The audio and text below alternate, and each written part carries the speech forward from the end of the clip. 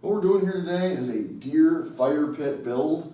Alright, I did kind of a basic sketch right here of how it's going to be. It's going to be 4 sides, about like this, and there's going to be deer cut into the middle of it. And I also have my buddy's company, it's called Antler Anchors. It's got a logo, and the logo is going to be on 2 sides, and the other 2 are going to be a deer head and then a full-size deer. That's kind of what I'm doing here as far as a mock-up.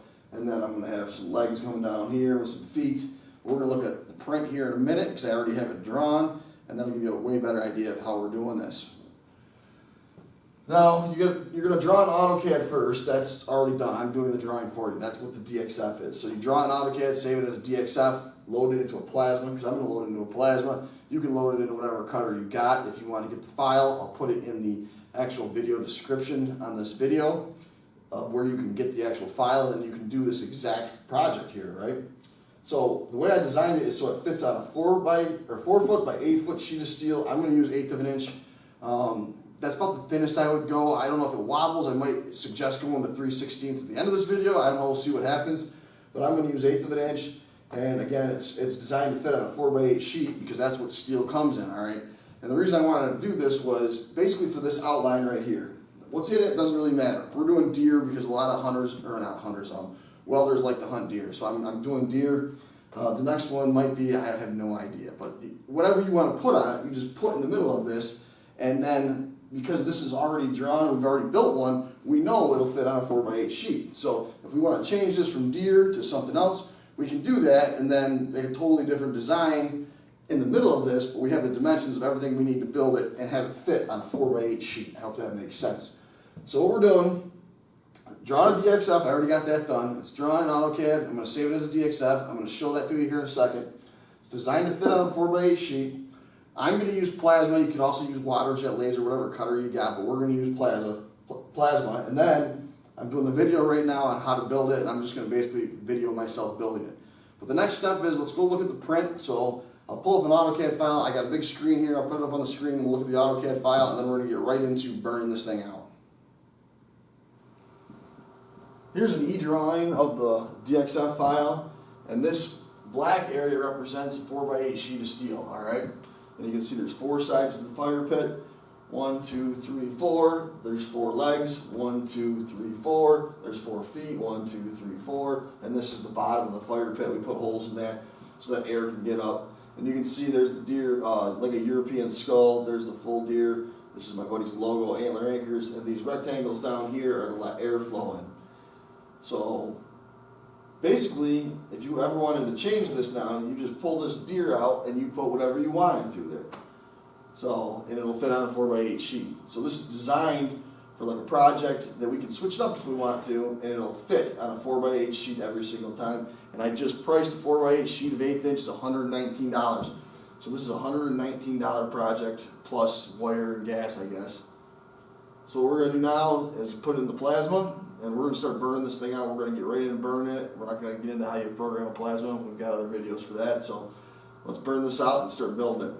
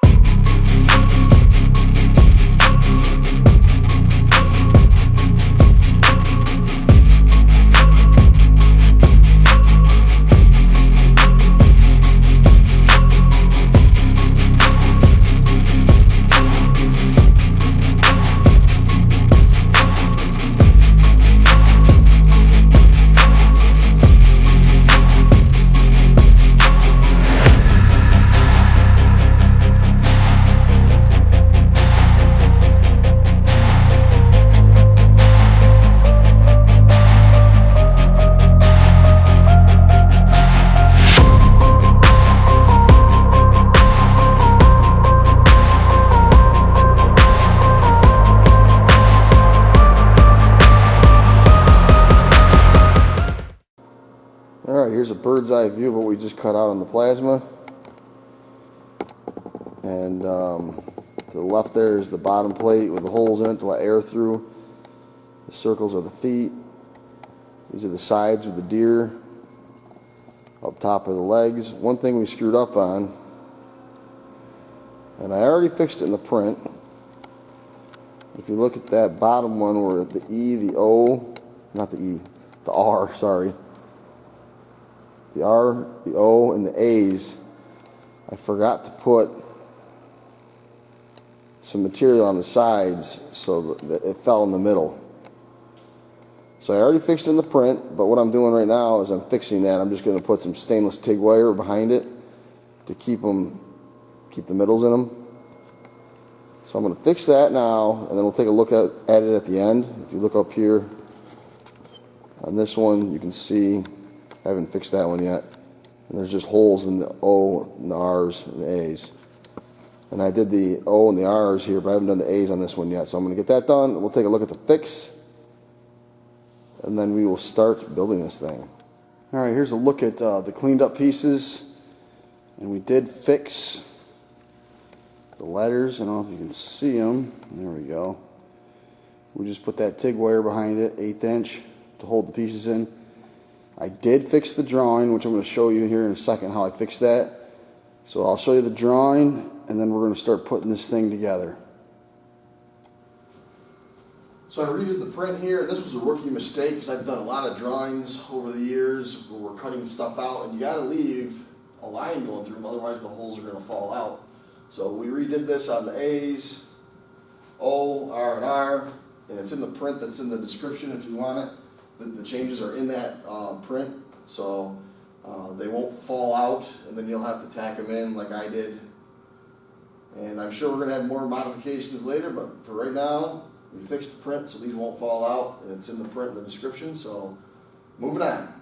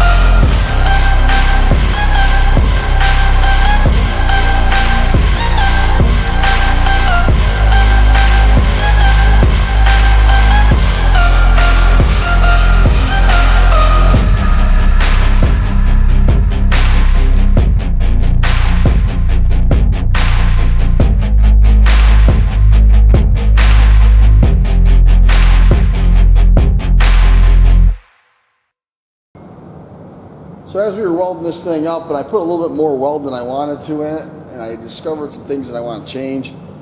But what happened is we're getting a little bit of a warp right in here, so I put this square tube in here, put some vice grips on it, because there's still some welding to do up over here on this edge on the inside. And what I'm going to do is leave that clamped for nice and tight while I do the welding up in here, and hopefully it takes the warp out.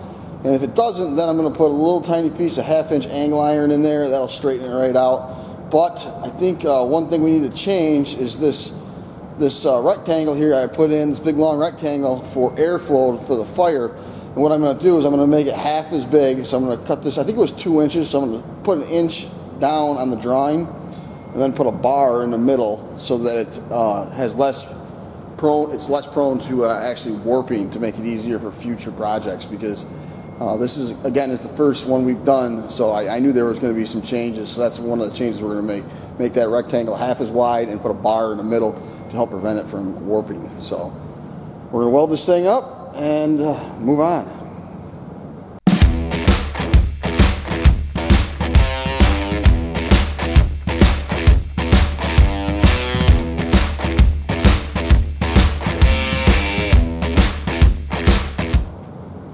Alright, so here we are at the pit. Everything is welded. I welded both sides of everything, trying to get the warp to come out, and it did, and then as it cooled, it kind of came back a little bit.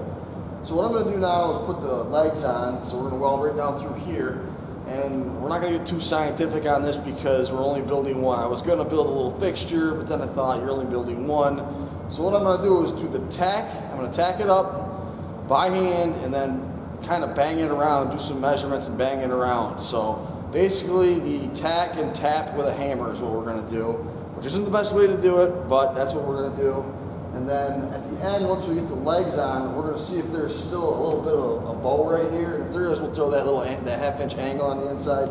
But I got a feeling that if we weld these legs on, it might take it out. We're just going to have to see how it happens and go from there. So what we're going to do now is put these legs on, and like I said, we're going to tack them on, bang them around, until they get straight, and then we'll hard weld them.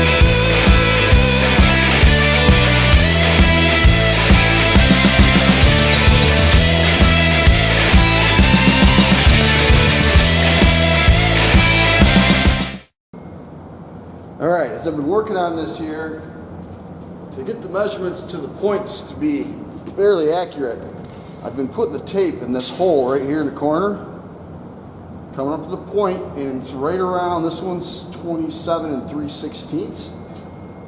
Then if I go to the hole on the other side, same thing. Oh, it's right on the money, 27 3/16. So what I did was I tacked it at the top, I tacked it at the very bottom, got that even, and then I did like an inch in the middle on one side, an inch in the middle on the other side, an inch on the top, inch on the top on the other side, an inch on the bottom, an inch on the bottom on the other side, and it bounced back and forth so this thing didn't warp all over the place. And this one has been entirely welded, and it's pretty straight. So I only had one that moved on me, it's off about an 1/8, which isn't bad. I try to keep it within a 16th, but so just so you know, this is the best way I think you can do it, is to measure from this hole to the point, this hole to the point on all 4 of those, burn them in. What I'm going to do now is finish up. I welded the 2 on the right all the way, the 2 on the left I got to finish up, but I got to go for now, and I'll finish them up tomorrow, and then we'll put the feet on this thing and wrap this project up.